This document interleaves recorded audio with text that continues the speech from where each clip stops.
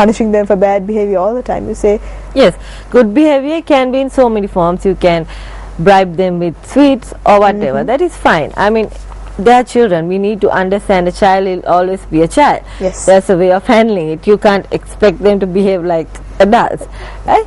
But again, I'm coming to the same factor which you asked me, is that whatever you do has to be the same thing. If your punishment is time out.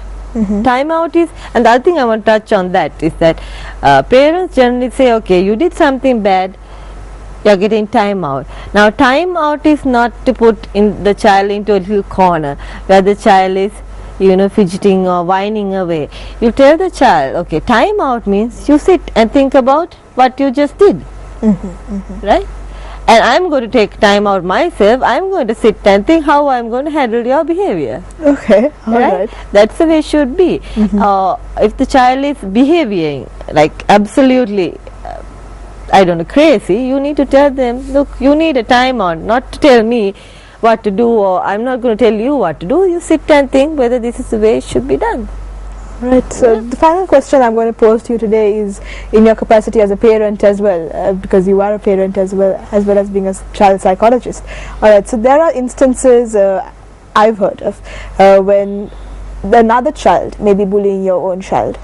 Or how can you as a parent address that situation? Do you address the situation to the teacher or to the other child or to the parents of the other child? Because if your child is coming home crying every day at the end of the day, then it's disruptive for everyone at home as well, and it doesn't help his studies or his activities. So how can you as a parent address that type of situation? Number one, don't believe everything what your child says. Okay. Right?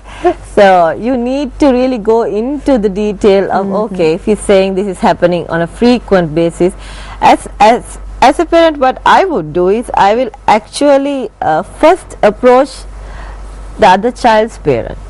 Okay. Yeah. Right. And would check, like, is this his usual behavior? My child is complaining, not in a bad way, in a friendly manner, right? And you try to settle it there as two parents, right? But if it is a person who's bullying your child physically, or then of course you need to go to the other step where you need to get the school involved. I see. Okay. Right. So, but as I said, you need to see the situation. Sometimes if a child doesn't like another child, they have the tendency to tell white lies.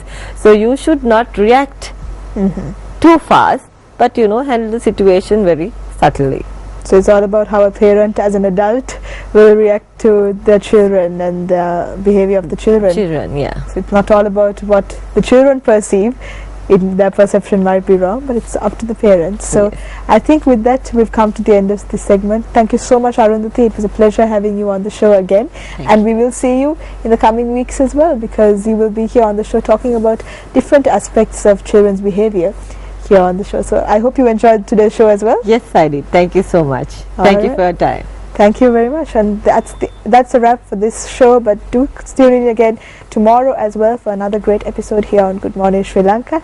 Now, as I mentioned before, Arundhati will be on the show in the following weeks as well. So if you do have any queries, send them to us at mtvsports@maharaja.lk, and she and I and everyone else here at Good Morning Sri Lanka will be more than happy to address any of the issues that you have. So that's it from me, Amaya, today, and have a good morning all of you, and see you tomorrow.